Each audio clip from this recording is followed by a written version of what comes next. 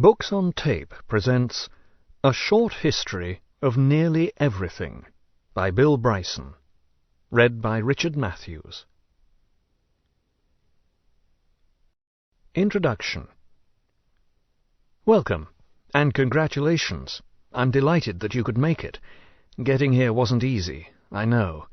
In fact, I suspect it was a little tougher than you realize. To begin with, for you to be here now, trillions of drifting atoms had somehow to assemble in an intricate and intriguingly obliging manner to create you. It's an arrangement so specialized and particular that it has never been tried before, and will only exist this once. For the next many years, we hope, these tiny particles will uncomplainingly engage in all the billions of deft, cooperative efforts necessary to keep you intact, and let you experience the supremely agreeable but generally underappreciated state known as existence. Why atoms take this trouble is a bit of a puzzle. Being you is not a gratifying experience at the atomic level. For all their devoted attention, your atoms don't actually care about you. Indeed, don't even know that you're there. They don't even know that they are there. They are mindless particles, after all, and not even themselves alive. It is a slightly arresting notion that if you were to pick yourself apart with tweezers, one atom at a time, you would produce a mound of fine atomic dust, none of which had ever been alive, but all of which had once been you. Yet somehow, for the period of your existence, they will answer to a single overarching impulse, to keep you, you. The bad news is that atoms are fickle, and their time of devotion is fleeting indeed. Even a long human life adds up to only about 650,000 hours, and when that modest milestone flashes past, or at some other point thereabouts, for reasons unknown, your atoms will shut you down, silently disassemble, and go off to be other things. And that's it for you. Still, you may rejoice that it happens at all. Generally speaking, in the universe it doesn't, so far as we can tell. This is decidedly odd, because the atoms that so liberally and congenially flock together to form living things on Earth are exactly the same atoms that decline to do it elsewhere. Whatever else it may be, at the level of chemistry, life is curiously mundane. Carbon, hydrogen, oxygen, and nitrogen, a little calcium, a dash of sulfur, a light dusting of other very ordinary elements, nothing you wouldn't find in any ordinary drugstore, and that's all you need. The only thing special about the atoms that make you is that they make you. That is, of course, the miracle of life. Whether or not atoms make life in other corners of the universe, they make plenty else. Indeed, they make everything else.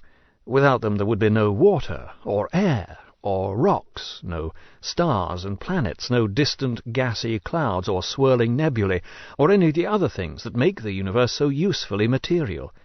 Atoms are so numerous and necessary that we easily overlook that they needn't actually exist at all. There is no law that requires the universe to fill itself with small particles of matter, or to produce light and gravity and the other physical properties on which our existence hinges.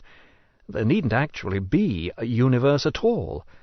For the longest time, there wasn't. There were no atoms and no universe for them to float about in. There was nothing at all, anywhere.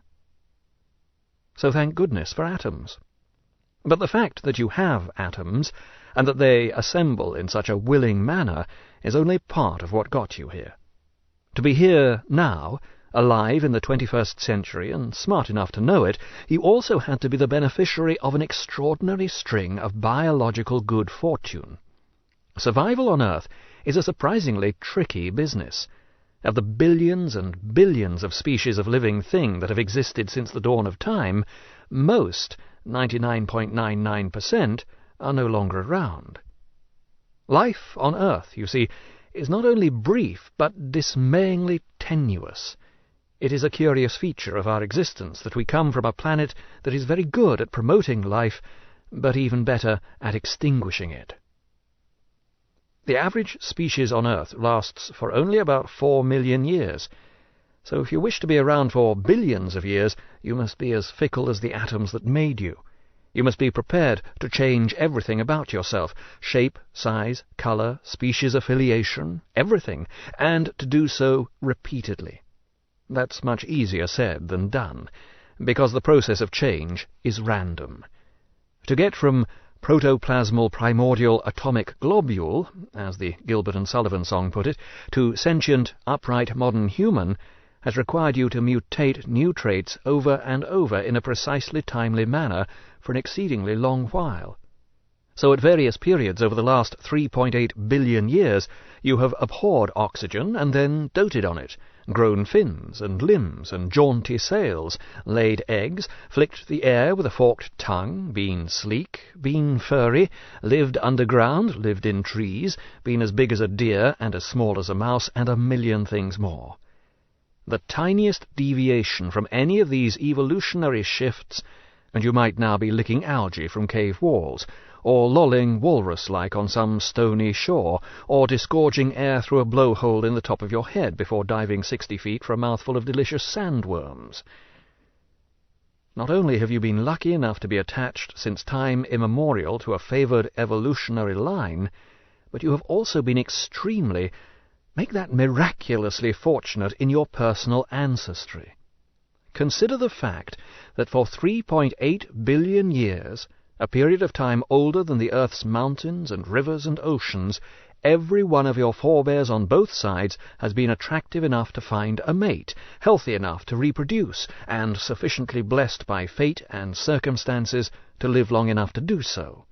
Not one of your pertinent ancestors was squashed, devoured, drowned, starved, stranded, stuck fast, untimely wounded, or otherwise deflected from its life's quest of delivering a tiny charge of genetic material to the right partner at the right moment in order to perpetuate the only possible sequence of hereditary combinations that could result, eventually, astoundingly, and all too briefly, in you.